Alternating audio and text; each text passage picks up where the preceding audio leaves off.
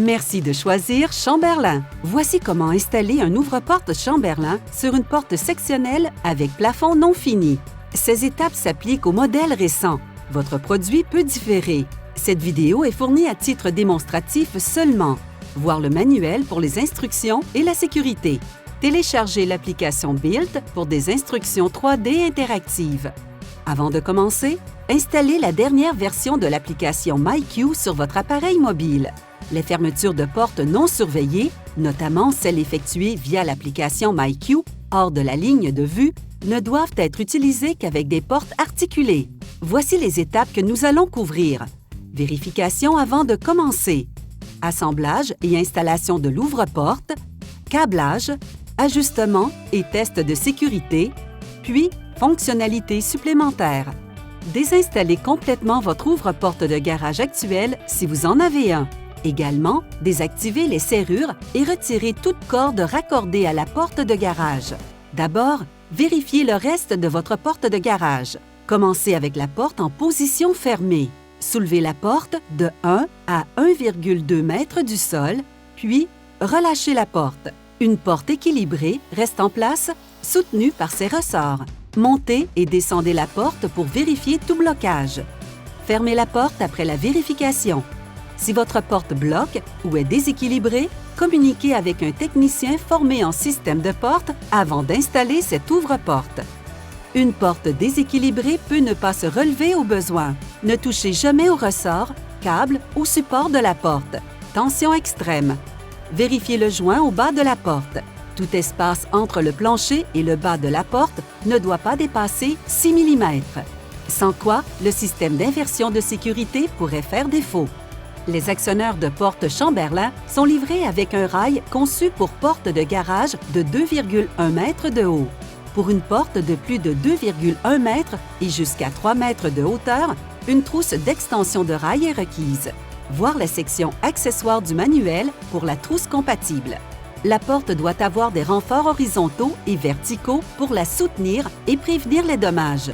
Consultez la section installation du support de porte du manuel pour plus d'infos.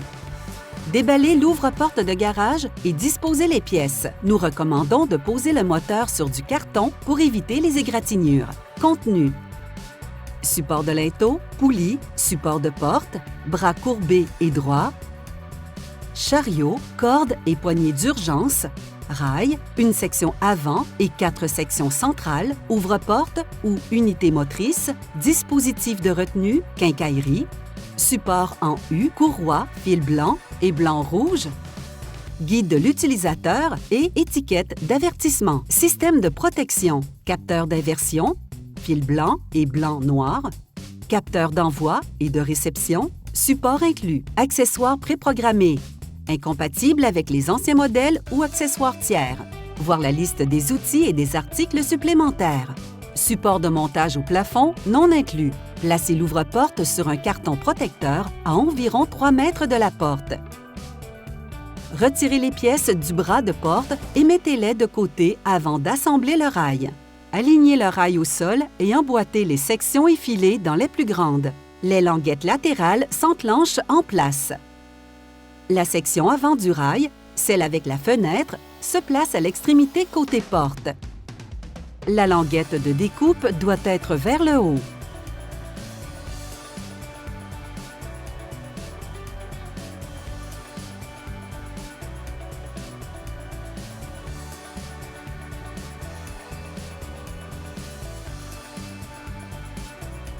À l'extrémité du bloc moteur du rail, insérez un tournevis dans le trou de la deuxième section du rail comme butée temporaire. Vérifiez qu'il y a 4 coussins d'usure en plastique dans le chariot intérieur. S'ils se détachent pendant l'expédition, vérifiez tout le matériel d'emballage et enclenchez-les en place. Glissez le chariot vers le tournevis en s'assurant que la poignée de déverrouillage pointe vers l'ouvre-porte. Glissez le rail sur le support en U jusqu'à ce qu'il atteigne toutes les butées sur le dessus et les côtés du support en U. Insérez un boulon d'1 quart 20 par 1 3/4 dans le trou du boulon de protection du couvercle à l'extrémité arrière du rail. Serrez solidement avec le contre-écrou quart 20. Ne serrez pas trop. Retirez les boulons du haut du moteur et utilisez-les pour fixer le support en U à plat sur le rail. Serrez les boulons à la main. N'utilisez pas d'outil électrique.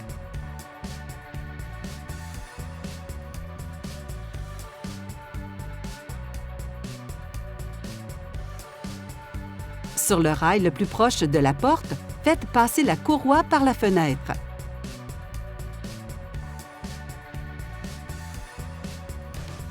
Retirez le ruban de la poulie de la chaîne et assurez-vous qu'il y a de la graisse dans le trou central.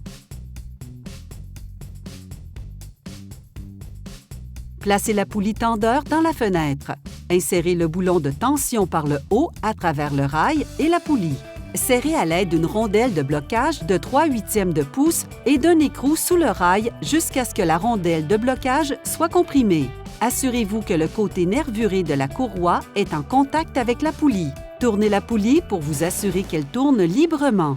Utilisez un tournevis à tête plate pour soulever la languette de découpe du rail et des pinces pour la plier à 90 degrés.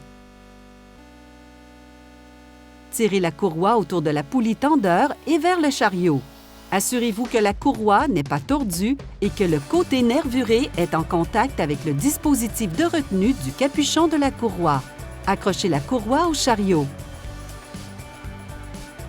Tirez l'autre bout de la courroie jusqu'à ce que le chariot touche le tournevis.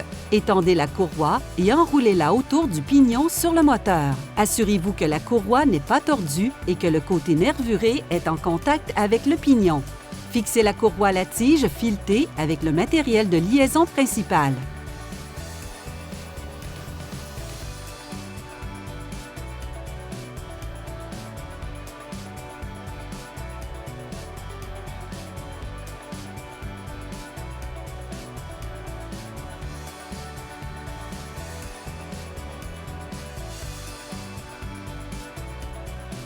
Glissez l'arbre fileté dans le trou du chariot. Fixez l'écrou du chariot à ressort sur l'arbre fileté en quelques tours seulement. S'il y a un jeu dans la courroie, serrez à la main l'écrou du chariot à ressort. N'utilisez pas d'outil. Retirez le tournevis du rail.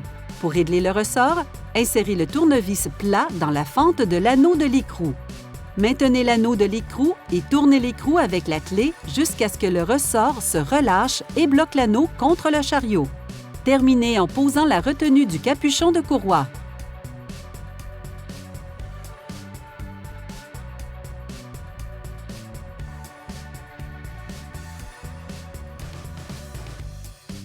Votre ouvre-porte de garage est prêt à être installé. Le support de linteau sera centré sur la porte de garage et fixé à un support structurel. Ne fixez pas le support du linteau sur une cloison sèche. Si un support de linteau est déjà installé correctement, utilisez-le si possible. Reportez-vous à votre manuel pour l'emplacement du support de linteau selon votre porte. Utilisez la quincaillerie fournie et consultez le manuel pour l'installation murale ou au plafond. Positionnez l'ouvre-porte sur le plancher sous le support du linteau. Positionnez le support de rail contre le support de linteau. Si le ressort de la porte gêne, soulevez le moteur hors du matériel d'emballage sur un support temporaire ou posez l'actionneur sur une chaise pour un support supplémentaire. Reliez le rail au support du linteau à l'aide de l'axe à épaulement et fixez en place avec un anneau.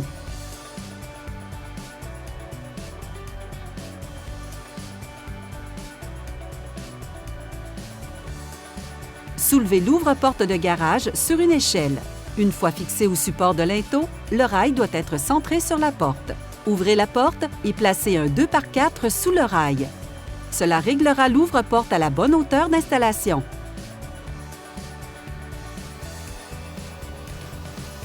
Ce garage comprend déjà des supports installés. À noter, des supports peuvent déjà être installés dans votre garage. Si vous souhaitez réutiliser le support existant et les supports de suspension, vous devrez déplacer chaque support de suspension en conséquence en alignement avec la largeur de votre nouvel ouvre-porte de garage. Ajustez la longueur des supports si les trous ne s'alignent pas avec le châssis. Reportez-vous au manuel pour obtenir des instructions spécifiques sur la suspension de votre ouvre-porte de garage selon le type de plafond.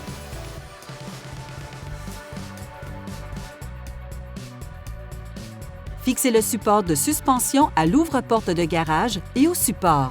Fixez l'ouvre-porte au support de suspension avec les boulons hexagonaux, les rondelles de blocage et les écrous.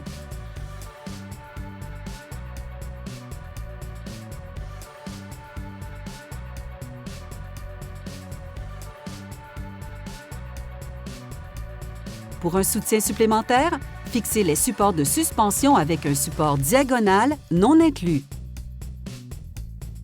Retirez les 2x4 et abaissez la porte de garage. Si la porte touche le rail, soulevez le support du linteau. Passez la corde de déverrouillage d'urgence dans la poignée en vérifiant que la vis soit à l'endroit. Fixez avec un nœud simple pour éviter le glissement. Installez la corde sur le bras de déverrouillage du chariot. Installez la poignée à au moins 1,83 m du sol pour éviter tout déclenchement accidentel. Fixez avec un nœud simple.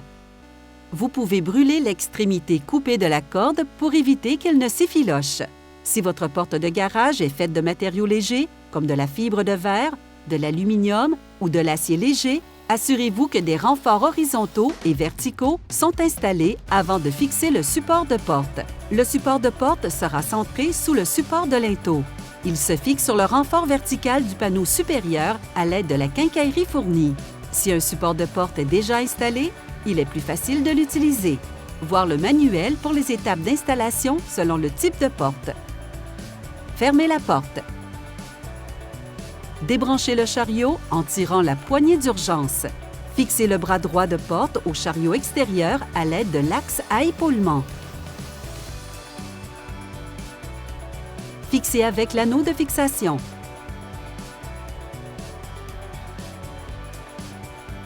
Fixez le bras de porte courbé au support de porte à l'aide de l'axe à épaulement. Fixez avec l'anneau de fixation. Rassemblez les sections des bras. Trouvez 2 paires de trous qui s'alignent et joignez les sections. Choisissez des trous aussi éloignés que possible pour augmenter la rigidité du bras et les fixer avec boulons, écrous et rondelles de blocage. Le bas du bras courbé doit être maintenu aussi horizontal que possible pour garantir une géométrie correcte. Tirez la poignée de déverrouillage vers l'ouvre-porte jusqu'à ce que le bras du chariot soit horizontal. Le chariot se réengage automatiquement lorsque l'ouvre-porte de garage est activé. Les anciennes commandes Chamberlain et les produits tiers ne sont pas compatibles. Installez la commande de porte à une hauteur minimale de 1,5 m au-dessus du plancher, des paliers, des marches ou de toute autre surface de marche adjacente où les jeunes enfants ne peuvent pas atteindre et s'éloigner des pièces mobiles de la porte. Si votre garage n'est pas pré-câblé, faites passer le fil blanc et rouge-blanc de la commande de porte à l'ouvre-porte de garage.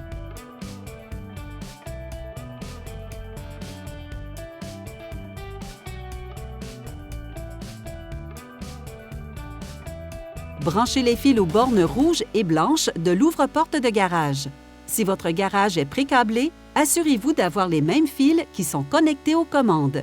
Pour insérer ou libérer les fils de la borne, enfoncez la languette avec une pointe de tournevis.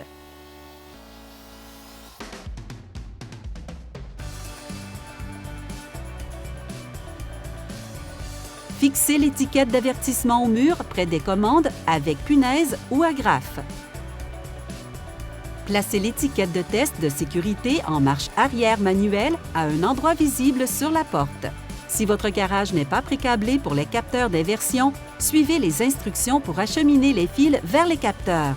Puisque ce garage a déjà du câblage en place, nous avons connecté les capteurs inverseurs de sécurité au câblage existant. Au niveau de l'ouvre-porte, enfoncez les languettes de la borne avec un tournevis. Insérez le fil connecté au fil blanc du capteur dans la borne blanche. Insérez l'autre couleur de fil connecté au fil blanc-noir du capteur dans la borne grise.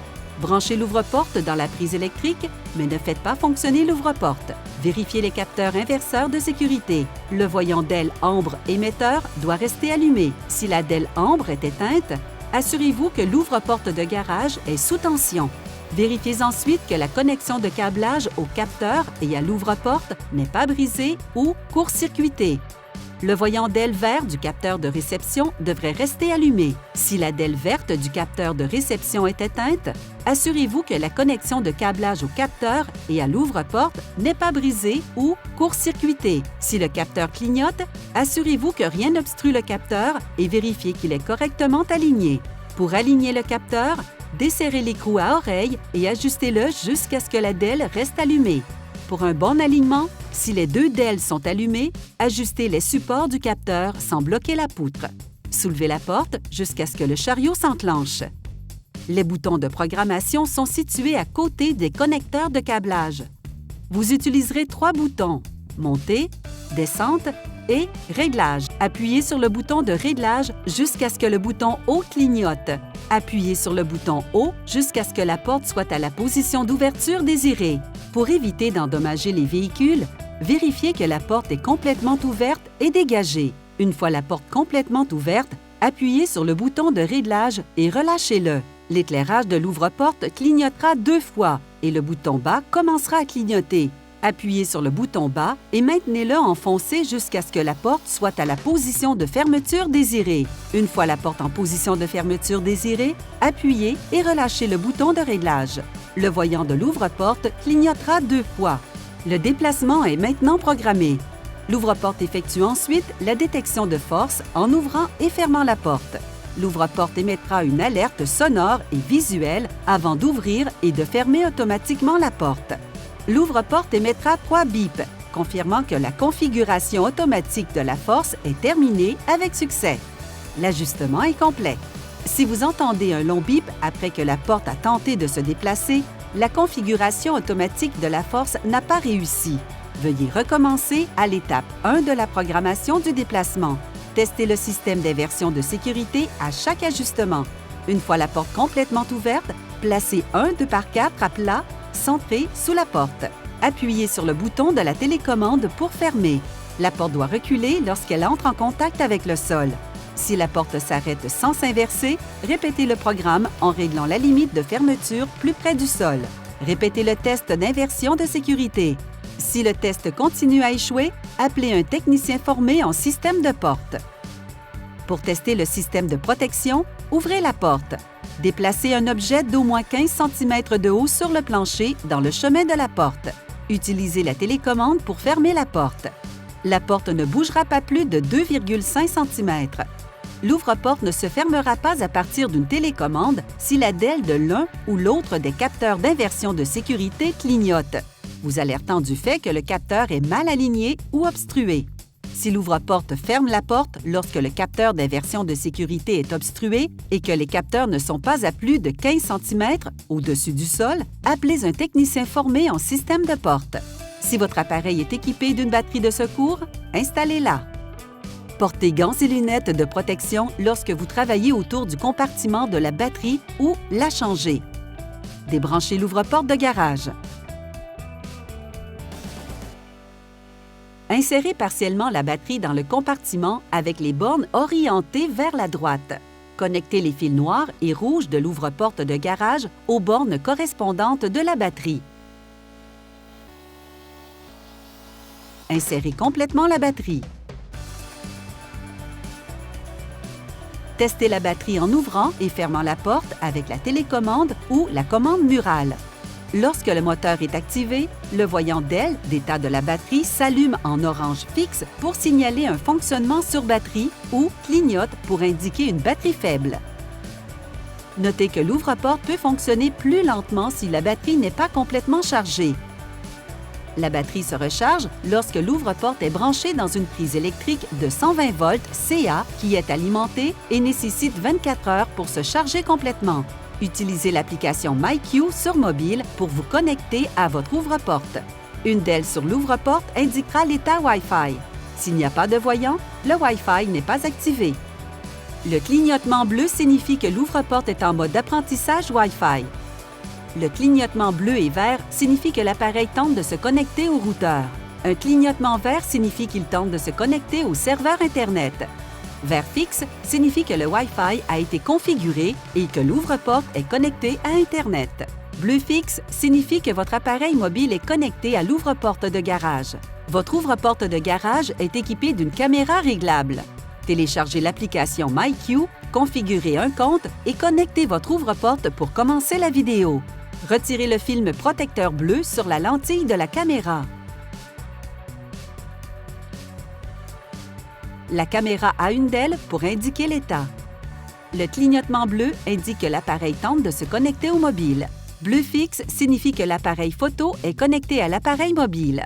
Le clignotement bleu et vert indique que la caméra tente de se connecter au routeur. Le clignotement vert signifie que la caméra est connectée au routeur et tente de se connecter au serveur MyQ. Vert fixe signifie que la caméra est connectée et fonctionne. Blanc fixe signifie que l'appareil photo est sous tension. Le clignotement rouge signifie que l'appareil photo surchauffe. Le clignotement violet signifie que le logiciel est en mise à jour. Félicitations pour votre ouvre-porte Chamberlain.